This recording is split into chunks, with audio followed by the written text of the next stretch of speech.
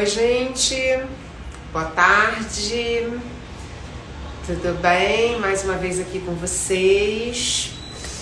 Então, a gente está dando sequência aqui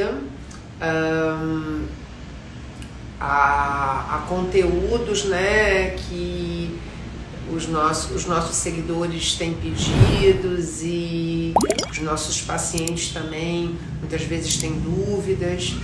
E a gente começou falando, né, na semana passada sobre a inflamação, o que era a inflamação, que é uma base da maioria das doenças crônicas e de doenças agudas também, né? Explicando algumas coisas para vocês. E aí, alguns seguidores me mandaram aqui algumas perguntas que eu achei interessante trazer, né, aqui com vocês, que é o seguinte: como é que a gente pode perceber, né, o nosso corpo inflamado?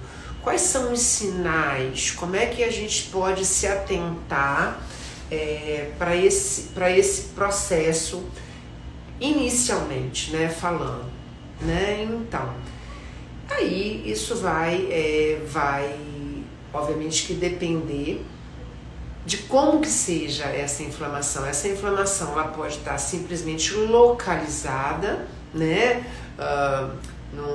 num órgão, numa articulação, na pele, em determinado lugar, ou ela pode ser uma inflamação subclínica, já crônica, aonde a gente não tenha sinais tão evidentes, né, como calor, rubor, que é o vermelhidão, edema e dor, né? Mas a gente tenha sintomas assim que são sutis. Então a gente vai falar aqui tanto de uma coisa como de outras, e se vocês quiserem, vocês podem trazer algum tipo de dúvida, né? De dúvidas, aliás, que a gente tenta responder, tá? Então, uma vez que a gente tem uma inflamação que se cronificou, mesmo que ela esteja num determinado lugar, digamos, numa articulação, no ombro, no joelho, no cotovelo, ali você pode ter sinais recorrentes, né, desse processo inflamatório. Enquanto você tem uma artrite, que já pode estar, né, num processo de cronificação, você pode ter edema, você pode ter um movimento restrito, né? Você pode ter calor e dor, até mesmo vermelhidão, né? E com recorrência, né? Geralmente com recorrência. Você pode ter isso localizado ou você pode ter isso em mais de um local, né? Uma vez que procedimentos para trazer essa articulação para uma... Eu falei da parte articular, a gente pode falar também autoimunes, né? A gente pode falar para dermatites, em couro cabeludo, em dobras, a gente pode falar de psoríase. Então, são sinais crônicos de doenças autoimunes que falam a favor de um corpo que esteja inflamado, tá?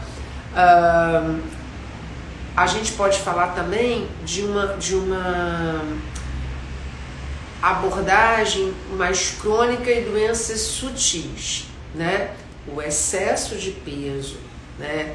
O sobrepeso e a obesidade, eles conferem para o nosso corpo uma inflamação subclínica, né?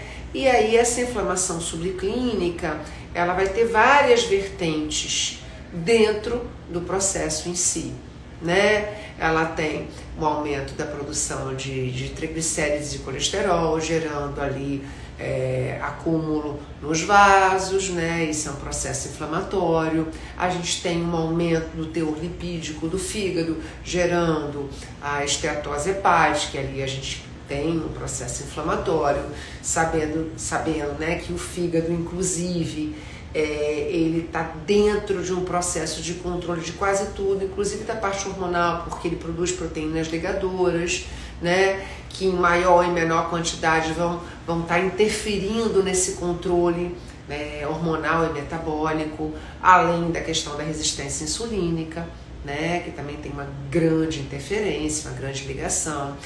E a gente tem piora, né, do depósito de gordura abdominal. O adipócito ele produz substâncias inflamatórias, né, que são as adipocinas, e essas adipocinas elas levam que mensagens para o corpo, e mensagens essas que vão estar alterando os parâmetros, e assim sucessivamente, né?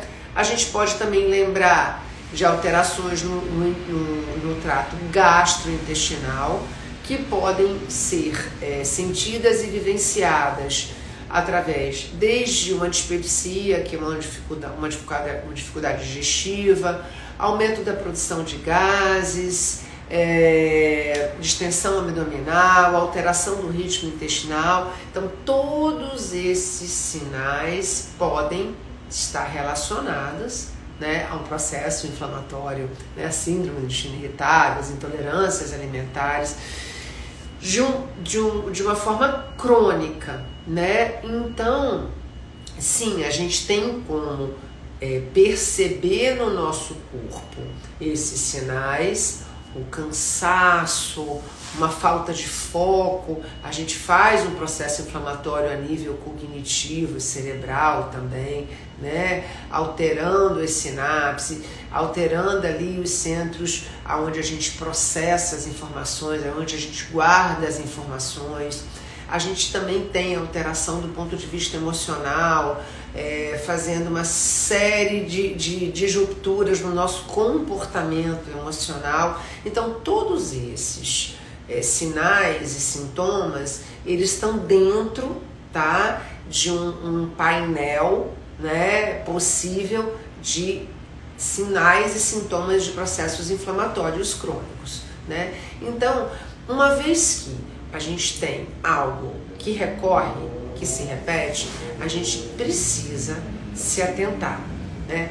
Isso é pontual, isso é algo que está acontecendo porque eu peguei uma infecção bacteriana, ou estou com uma virose, enfim, ou eu caí, né? E foi ou não, eu estou tendo esses sinais e sintomas porque eu tenho algo que está produzindo isso de uma forma recorrente no meu organismo, né?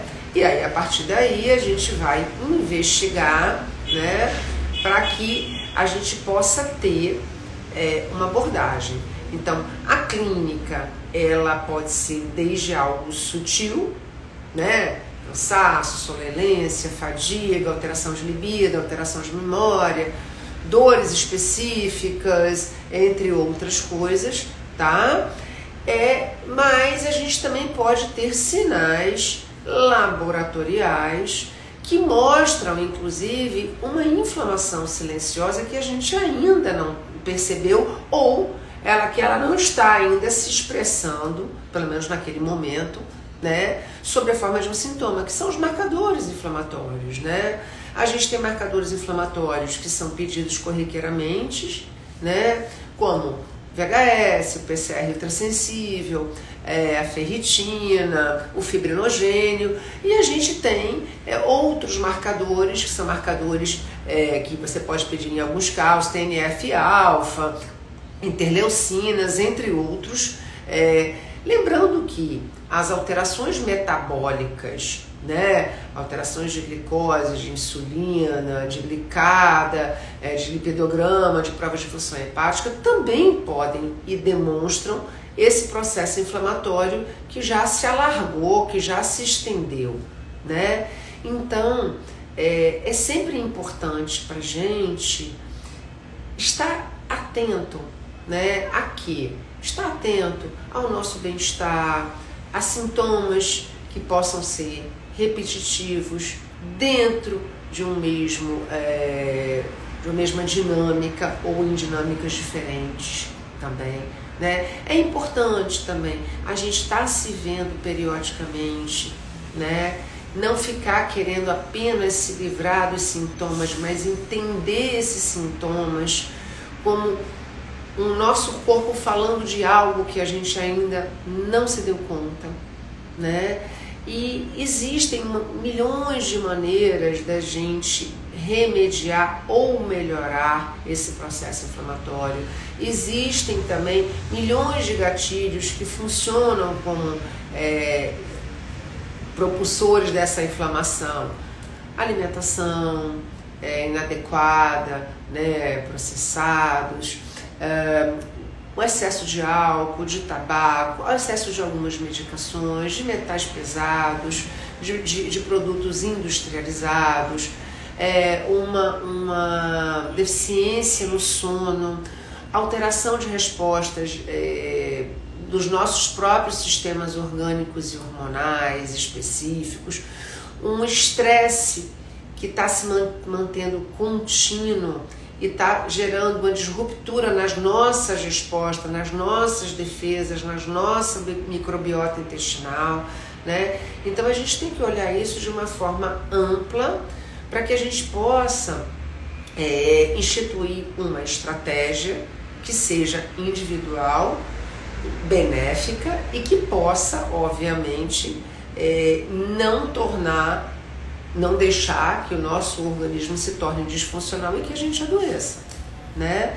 Então, eu acho que a inflamação é algo possível de se sentir, de se ver, de se verificar, e também, obviamente, que dependendo do grau e daquilo que gera e cause, obviamente, né, de manusear, né? Desde que a gente não tenha uma doença já estabelecida, as medidas, elas podem ser medidas muito simples, né? E muitas vezes nem necessitando de uma abordagem medicamentosa específica. Porém, uma vez que você já chega a ter uma doença, né, com alteração de órgãos e sistemas e funções, aí sim a gente vai ter que instituir uma terapêutica medicamentosa, né? Enfim, além das estratégias propriamente ditas, né?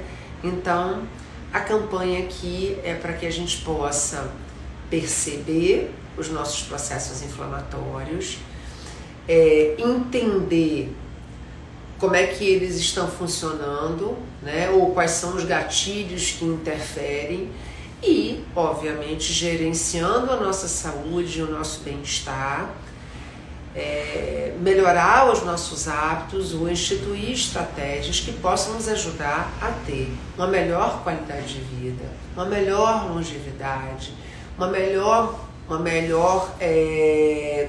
melhor bem-estar e menos doenças, né? Menos morbidades, né?